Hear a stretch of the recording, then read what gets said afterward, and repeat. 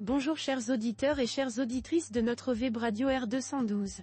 Aujourd'hui, nous vous proposons un moment de réflexion autour d'un article signé par Aziz Boussetta, notre chroniqueur invité.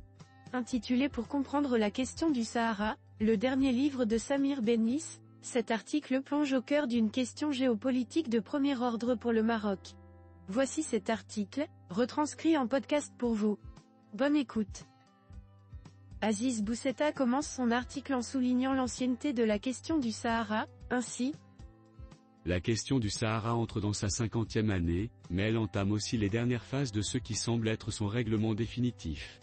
Les Algériens pourront dire ce qu'ils veulent et agir comme ils l'entendent, cela ne changera rien. Mais comme l'a dit le roi dans son dernier discours, l'heure est à la mobilisation générale, pour un dernier élan.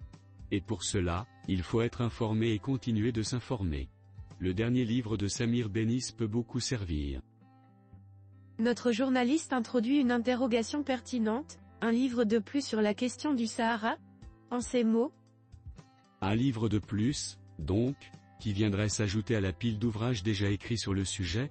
Alors d'abord, il existe deux types de livres sur la question du Sahara, ceux écrits par des Marocains, bien au fait de l'histoire de leur pays, de sa colonisation et de sa décolonisation, l'ambassadeur Ali Achour, l'universitaire Rahal Boubrik, le décisif Abdallah Laroui.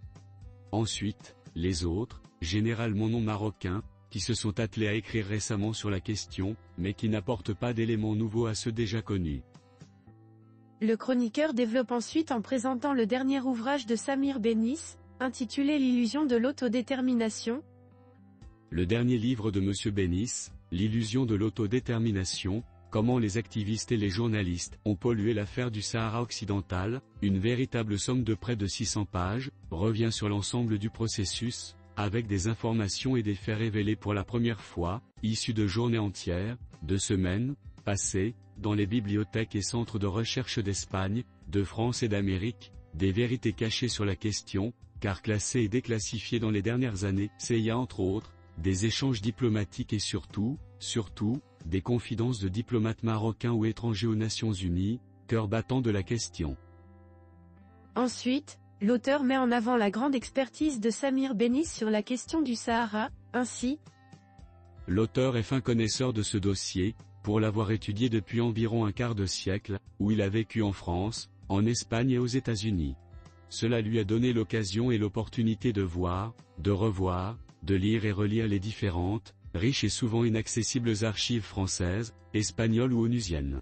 À New York, où l'auteur a résidé près de 10 ans, et où il a travaillé au sein de la fameuse et attristante 4e commission de la décolonisation, il a pu consulter et compulser les archives concernant notre cause nationale de même qu'il a suivi avec attention les débats entre différentes délégations. Tout cela en fait un observateur avisé et surtout un connaisseur fort bien documenté sur la question. Aziz Boussetta poursuit son analyse en rappelant qu'il est indispensable d'aborder la question du Sahara sous plusieurs angles de la manière suivante. Par ailleurs, toute personne intéressée par le dossier du Sahara doit pouvoir, et surtout savoir l'appréhender sous plusieurs angles. Du passé alaouite et marocain de ces territoires à leur colonisation, du départ des Espagnols entre 1956 et 1969 de partout sauf du Sahara marocain, des tractations, choses-trappes, pièges et coups bas des années 60 à la marche verte de 1975, puis la suite. De tout cela, il faut avoir connaissance, de même qu'il faut s'instruire sur les différentes actions du Maroc pour récupérer ses terres et les inévitables erreurs commises dans les années 60. En mettant l'accent sur l'actualité, Boussetta souligne que ce livre de Samir Bennis, publié à l'été 2024, arrive à un moment crucial. Ce livre, publié durant l'été 2024, tombe à point nommé pour répondre à cette mobilisation générale demandée par le roi Mohamed VI. Il importe pour cela de connaître l'histoire du Sahara et de ses différentes évolutions, pour pouvoir agir et réagir aux prochains, prévisibles et violents soubresauts des algéropolisariens dans les mois qui viennent. Ce livre de Samir Bennis est en effet truffé de références, renvois, citations, anecdotes et autres références. Toutes ces informations expliquent la raison essentielle, comme l'a expliqué l'auteur dans sa conférence de presse de présentation, du fourvoiement initial du Maroc dans cette affaire. Il faut reconnaître que dans les années 60, la diplomatie marocaine moderne en était encore à ses balbutiements. Elle manquait donc d'expérience et de profondeur face à une diplomatie espagnole plus aguerrie, face à un Franco plutôt teigneux, face à une Algérie revancharde, face à une Mauritanie soupçonneuse et encore traumatisée par le refus du Maroc de la reconnaître comme État indépendant, face enfin aux intrigues et manipulations françaises, qui devaient se prolonger sur plusieurs décennies, jusqu'à cet été, du moins nous l'espérons. Toutes ces turpitudes, double jeu et forfaiture sont abondamment décrites dans le livre de Samir Bénis, préfacé par l'ambassadeur Hassan Ami. L'auteur les a tirées de dizaines de rencontres, d'entretiens, de dialogues avec les protagonistes.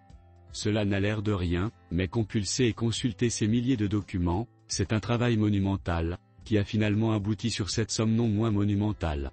Un véritable traité d'histoire du Sahara dit occidental.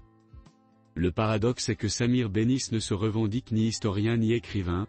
Quand on lui demande Asbab Nuzul de ce travail, il se lance dans un torrent d'explications, plus passionnées et enflammées les unes que les autres, montrant l'irrésistible intérêt de M. Bénis pour cette question. Écrire ce livre est un objectif qu'il s'est fixé depuis plusieurs années, après avoir rédigé d'autres ouvrages sur les relations Maroc-Espagne. Cela lui a montré l'utilité, voire l'incontournable nécessité d'élargir la réflexion et le débat pour comprendre toutes les facettes de cette épineuse et délicate question du Sahara. Ensuite, Aziz Boussetta s'attarde sur l'un des éléments clés du livre en disant : Le livre commence par une sorte d'histoire inversée, avec cette bienvenue, inattendue et ô combien importante reconnaissance américaine de la marocanité du Sahara. Comment elle s'est faite, pourquoi, par qui et surtout contre la volonté de qui. Ensuite l'auteur revient dans ce qui seraient des prolégomènes sur l'histoire et les péripéties onusiennes du statut du Sahara, avec par exemple les récits à déconstruire sur les origines de ce qui est appelé nation sahraoui. Ensuite, Samir Bénis décortique le rôle de l'ONU, explique celui de la fameuse Cour internationale de justice et cet arrêt qui dit la chose et son contraire, et revient longuement sur la portée du retour africain d'un Maroc très africain, s'arrête sur le cas Cour de justice de l'UE, qui constitue l'actualité du moment, et en lisant le livre on comprend mieux. Et comme on ne peut faire l'impasse sur le rôle des voisins algériens, espagnols et français, l'auteur revient sur les différents épisodes de l'intervention et la manière d'intervenir de ces pays dans la question du Sahara. Enfin, Boussetta conclut en soulignant l'importance de l'ouvrage de Samir Bénis dans la compréhension actuelle de la question du Sahara, en ces termes. Examinant ce dossier, on peut considérer 4 grandes périodes, avant la décolonisation, les décennies 60 et 70, très actives, puis celle allant de 1975 à 1991, phase de guerre, puis depuis les années 2000. Samir Bénis s'attarde sur cette période tout au long de son ouvrage, partant du principe que si l'histoire est passée et qu'elle est toujours importante, le présent est encore plus intéressant car c'est des actes entrepris et encore en cours que dépendra l'issue favorable, pour le Maroc, de cette question. Quand on parcourt les rayons des bibliothèques et librairies dans le monde, et qu'on s'y intéresse au Maroc, on trouve le plus souvent des livres sur les rois Hassan II et Mohamed VI, historiques, dithyrambiques ou caustiques, sur Ben Barka, sur l'histoire générale du royaume. Depuis quelques années, on peut trouver aussi des livres d'histoire écrits par des Marocains bien au fait du passé de leur pays. Le livre L'illusion de l'autodétermination, comment les activistes et les journalistes ont pollué l'affaire du Sahara occidental en fait désormais partie. Écrit en anglais, il gagnerait, et une meilleure connaissance de l'affaire du Sahara aussi, à être traduit en arabe, français et espagnol. De même que tous les autres ouvrages sur le Sahara marocain. Afin que nul n'ignore, rédigé par Aziz Boussetta. Chers auditeurs et chères auditrices, nous espérons que ce podcast vous a permis d'explorer avec plus de profondeur la question du Sahara, à travers le prisme de l'ouvrage de Samir Bénis. Merci pour votre écoute attentive, et à très bientôt sur notre web radio R212. Nous vous rappelons que votre soutien et votre fidélité sont essentiels pour nous, et nous vous en sommes infiniment reconnaissants. Avec toute notre gratitude, l'équipe de R212.